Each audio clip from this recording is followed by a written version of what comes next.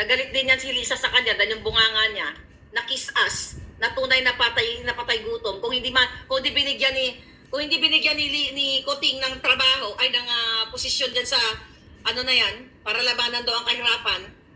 Yung pala siya, dapat lumaban sa kahirapan daw siyang malamon. Alam mo, may tumawag sa akin. Sige, pag-usapan natin si Patay Goods. Si Vovo, si VOVO.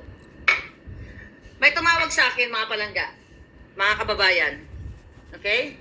教你一个止咳化痰的好方法：萝卜止咳汤，食材白萝卜1。 May tumawag sa akin ng bonggang-bongga na itong jutang ginemis na itong yung dadisbar na walang trabaho. Dadisbar na walang trabaho na Patay Tom Goods. Kaya nag-kiss us para may makain ay inuutangan ang mga Chinese businessmen. Oh, alam mo, naawa sana ako sa'yo. Dahil sabi ko, wala ka nga budget, hindi ka nga binabudgetan dyan sa iyong pwestong julul ka.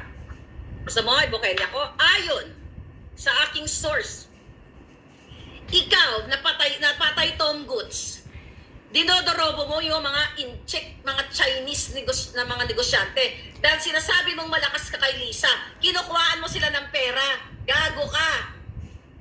Sana itong mga patay gadom, sabi nung nag-comment. Patay gadom. O yan. So, kininanakawan mo, kinuutangan mo itong mga Chinese businessmen na sinasabi mo malakas ka sa kay Kuting. Mambubudol ka. Diba? Inuutangan mo 2 million, 3 million, 5 million.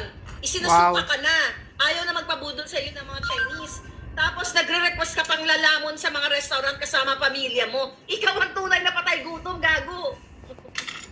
Diba? Imagine yung mga kababayan, ito mga Chinese dyan sa Maynila na mga negosyante, tinatawagan itong patay gadom na to na para makalibre lang siya ng pagkain kasama ang pamilya niyang Patay Goods. Makakain sa mga high-end na restaurant. Aside from that, inuutangan mo.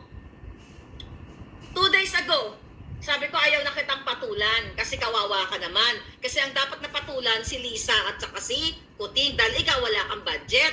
Ikaw ay kiss-as lang, uto-uto at bobo lang talaga dahil nga gusto mong mag-kiss-as nga, magsip-sip.